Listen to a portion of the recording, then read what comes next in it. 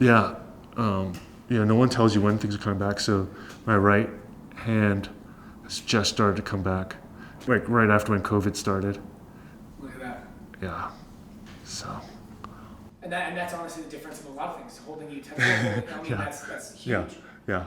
It actually is nice to be able to hold the yogurt with one hand and pick up. Otherwise, you're just sliding the yogurt around and you're looking for something to pivot on. But I think it's great for people to hang out with us to see like, hey, like appreciate that yogurt tomorrow morning when you have it, because it's taken me 1 year and 6 months just to be able to hold it with another hand and then scoop up.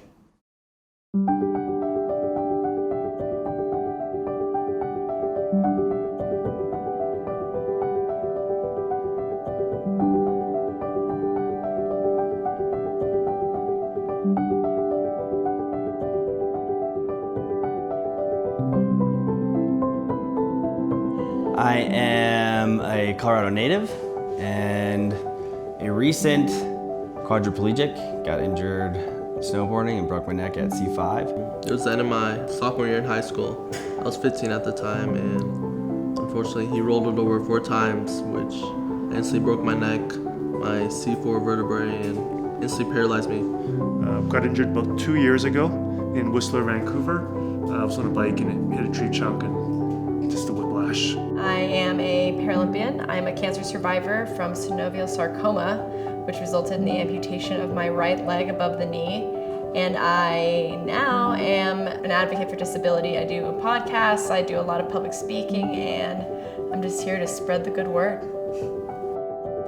I don't know, I think for the most part, the biggest change has just been I'm not as much of a doer, I'm more of a planner and an orchestrator. It's hard for me to just jump in and do something for someone. Well, the funny thing about disability is you're just like living your everyday life, and when you're doing the most monotonous things, non-disabled people will come up to you and be like, that's so inspiring, and you're like, I'm just getting my groceries, but I do inspiring things. I'm happy to shock you and send you my Venmo. But I think the thing about it is like being born with a disability, growing up with a disability, acquiring a disability, you don't realize that every single day you have to map out and make decisions how you're going to get from one place to another. So being able to live in a world that is accessible is not actually a reality for people with disabilities. You live in a world that's not designed for you, and every single moment of that day you have to adapt to it and you have to overcome to it. Yeah, just going to the bathroom alone is such a struggle that a lot of people who are able-bodied don't know, whether that be there's no ramp access, elevators, like I said, and just those little things a lot of people don't know about. And for us, it's such a huge thing.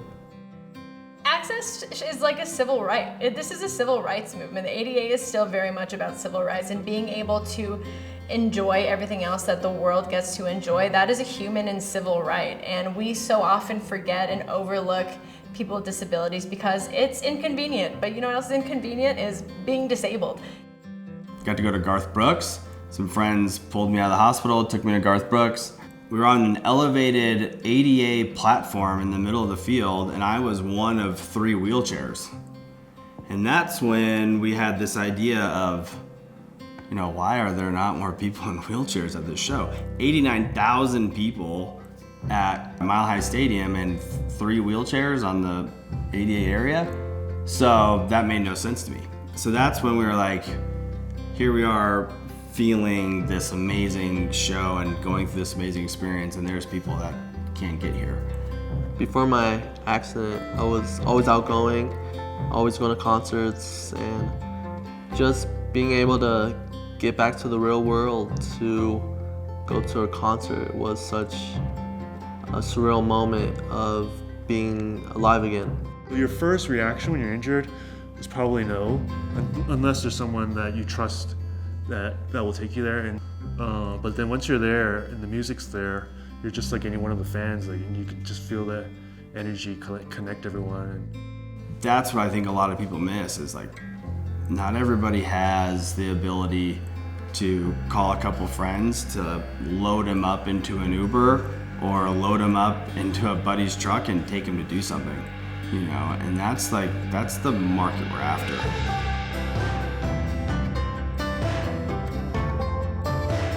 after people that are dying for these experiences and dying to get involved with music again, but don't have the means, don't have the support, don't have the friends that are needed to kind of get there. And even the people that do, they need to be told like, hey, you can play music again, you can go to concerts again. It's like not just a support thing, but it's also a confidence thing of like, hey, we can help you guys have fun. We can help life be fun after this traumatic injury. You don't realize some of the things that these guys go through, the things that I take for granted every day. And so for me to surround myself with people that are willing volunteers to go and be with these people and help them have the best time ever and have just some sense of not normalcy because their life was already normal, but some sense of like belonging and community outside of them. Like I think that the real truth is we are not designed to do life solo. And I think so many of these people, because of their injuries, consistently kind of have that cloud over their head. And so if you're in any place in your life to volunteer one night a month, one night a year, it's worth it. It's worth it for you and it's worth it for them. You have no idea. Regardless of their color, regardless of what gender, what they're into, whatever, we're all like one big community. And I think it's important to kind of make sure that everybody gets that same opportunity or just feels like included and look out for other people. That's kind of a big thing, especially with Big G. I think feeling a part of something that's bigger than yourself, it's just given me a feeling of gratitude and perspective and just respect for people that have different experiences that I've never gotten from any other type of work or any other even just conversations with people. It's completely changed the way that I see the world and the human experience and just, everybody around me. It's literally going to a show and you just sit front row. Like literally we got escorted front row to hang out with Tyler and Ivar. It was a really good experience overall, just from start to finish.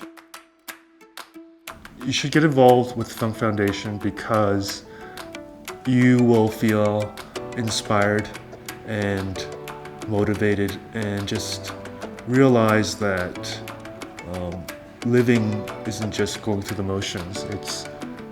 It's about how you connect with others, and you will find a lot of joy just seeing people like me and Tyler kind of do things in a different way, but in a human way. It's impossible to endure an injury like this alone. You will eventually die. There's just no way around it. So the hope that there's life after injury is necessary, and that's what we're aiming to do. We're aiming to provide financial assistance, and we're able to help people have freaking fun. We need volunteers. We need people that know how to have fun at a concert, that want to take other people to concerts. If you like to rage and have a good time, show some people how to do it. And we'll help you get there. So reach out to us on our website if that interests you. If you're a music provider or an instrument provider or an equipment provider, we need that too.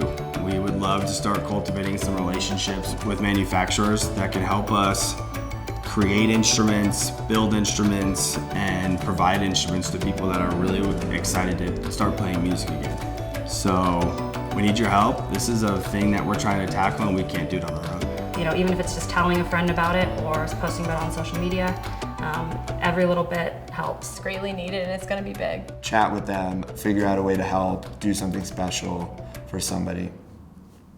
Peace.